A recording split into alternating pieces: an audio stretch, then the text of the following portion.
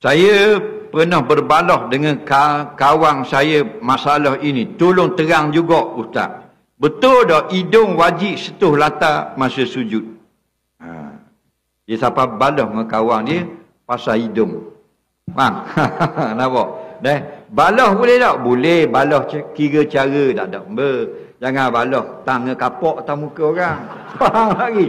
Nah, balah kira cara tak apa. Nak suruh dapat hak mana hak betul. Betul tak?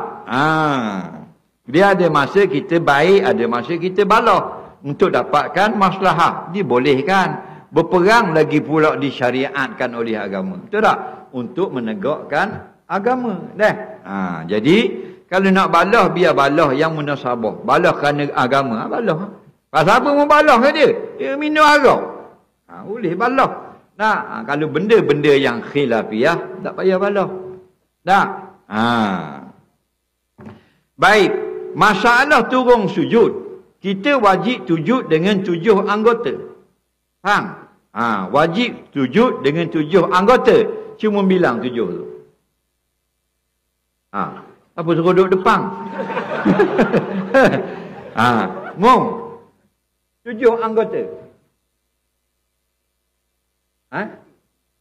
2 kaki, 2 lutut, 2 tangan, 1 dahi ke hidung. Dalam mazhab Syafi'i, hadis 7 tulang ni, 7 anggota ni, 2 kaki, 2 lutut, 2 tangan dan dahi. Faham? Jadi kita bukalah kitab fiqh mazhab Syafi'i besar kecil, Jawi Arab, dia kata wajib sentuhkan dahi ketika sujud pada lantai, tetapi sunat dikenakan sama akan hidungnya.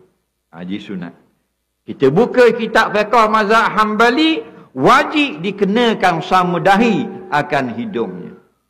Dalam mazhab Maliki, kena dahi saja tak apa, kena hidung saja tak apa, mana-mana salah satu dahi atau hidung, wajib kena masa sujud. Faham lagi? Jadi soalan ni kita jawab ikut mazhab Syafi'i, sunat sentuh hidung pada lantai ketika sujud, bukannya wajib. Yang wajib ialah sentuh dahi. Jadi al-khuruj minal khilaf mustahab, sunat kita keluar daripada khilaf, iaitu sentuhkan juga hidung ketika sujud, biar terkeluar daripada khilaf. Semua mazhab mengatakan molek belaka.